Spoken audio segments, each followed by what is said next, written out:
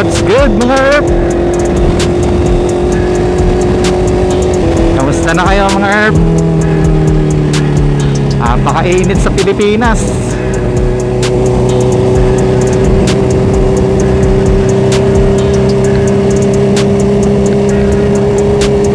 Simula nung ride natin ng March, hindi na nasundan. Init eh. Saka isa pa, maraming ganap ng April. Daming bakasyon.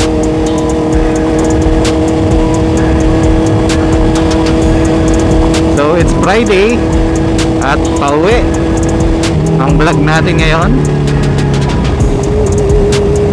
Madaming traffic ngayon kaya naisipan ko mag-vlog.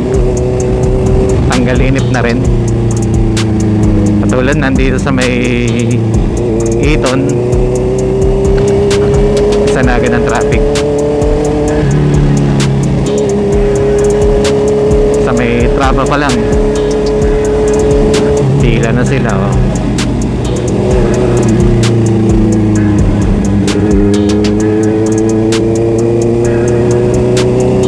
Considering yan na pinaluwag pa yung daan dito sa may Eton, pinaghiwalay na yung papunta ng Nuvali sa palabas ng expressway. Eto na nga ang traffic, malala. So from one lane na two-way, 2 lanes na siya, tapos may island sa gitna, pero hindi pa rin kayanin. Ang bottleneck kasi nito yung sa may mismong arko ng Greenfield. Pagdating kasi doon, magma-merge na ulit. So baka naririnig nyo, meron tayong background sounds because I'm listening right now sa Spotify. At yan ay dahil sa ating newly bought na Freedcon intercoms. Yan, nabudol tayo nung Makina Motor Show ng Freedcon. Malupit yung kanilang mga advertising eh. So may mga iba rin namang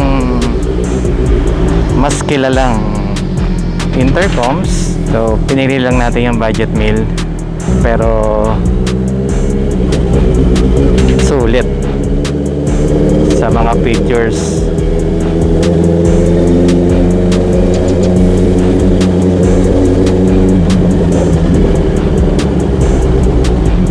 Ito yung sinasabi ko mga Erp. Pagdating dito sa may, hindi pala siya art, kundi parang modern na landmark ng Greenfield. Yan, nagme-merge na sila. From 4 lanes, nagiging 2 lanes na lang siya na two-way. So syempre, traffic malala yan. Kaya pag nalagpasan mo naman na yung merging area, medyo smooth na rin naman. Patayin natin ating music, baka marinig sa ating vlog, makaka-operate tayo. So yun, kwento ko lang din sa inyo yung experience natin sa Makina Motor Show 2025. So, sobrang sulit. As always, pagka doon ka bumili, talagang tos gas malala. Pag committed ka lalo nga bumili,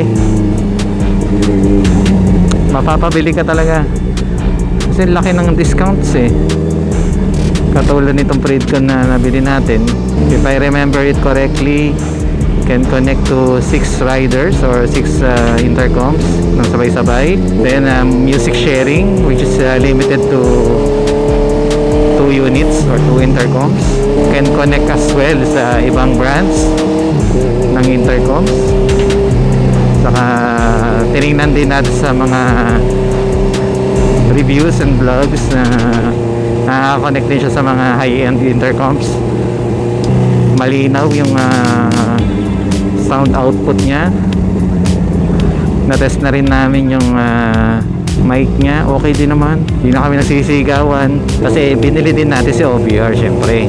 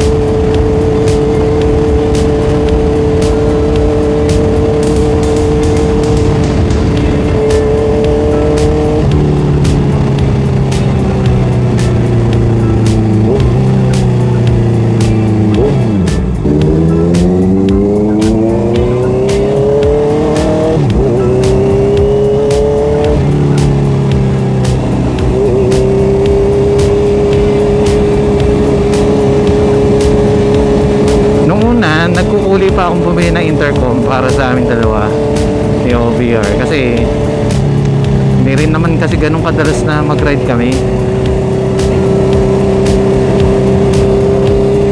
Pero nitong may mga nakakasama tayo sa ride, itong huling breakfast ride natin with our friends from Bae, Laguna.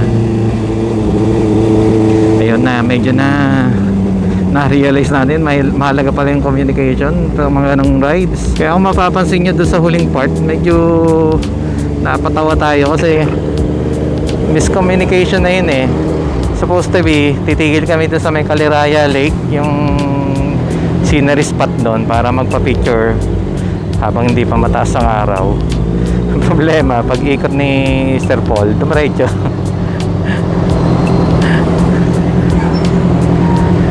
Tapos, nalampasan pa niya yung dapat na pupuntahan namin restaurant. So, sinundan pa siya ni Sir Elmer. At ako, nagatay na lang ako doon sa restaurant. Kaya doon sa last part ng ating vlog, makikita nyo doon yung entrance ng dalawa. Kasi nakapark na ako noon. Naantay ko na lang sila. Grabe, traffic. Siguro pumunta tayo doon sa may fast lane kasi mas nakakasingit ako doon compared dito.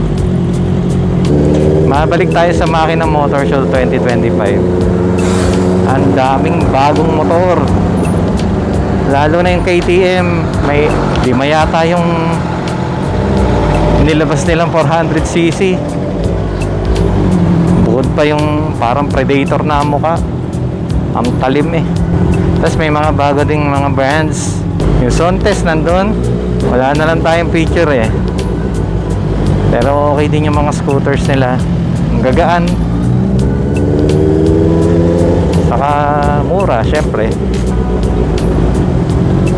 Syempre, bukod sa mga bagong motor, sa mga ganyang event, gusto rin natin makakita ng mga idol natin na mga motovloggers or mga vloggers, mga content creators, yung mga kilalang personality sa mundo ng motor. Isa natin nakita si Boss Parak, tapos si Sir Mau Manikis nakita natin sa Sec Booth. Nakakatawa sa Wheeltech, nakita natin si Dominic at saka si Clea Pineda.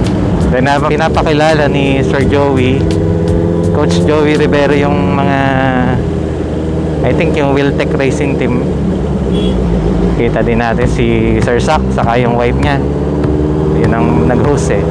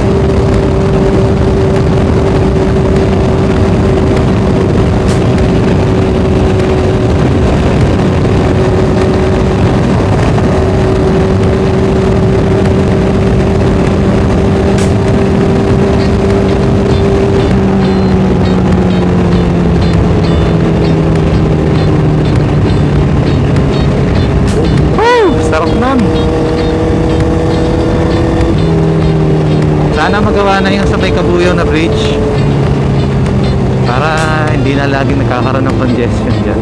Tapos itong iniintay-intay natin na ewan ko lang kung totoo, kakaroon ng exit ang Bukal Bypass Road. So hindi ka naakit ang turbina, direkta exit ka na sa Bukal Bypass Road. Masaya yun. Sana within this year siya matapos. Grabe ang traffic. Guru Mart, dito na lang tayo. Tapos na natin yung ating vlog. So ride safe always mga herb. Salamat sa mga patuloy na nanonood kahit hindi madalas ang ating pag-upload.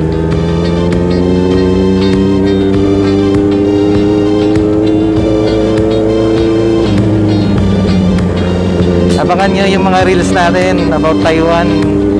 Kasi nitong April, nagkaroon tayo ng chance na makapag-Taiwan, makapag-vacation doon, makabalik ulit, i-try yung mga night market.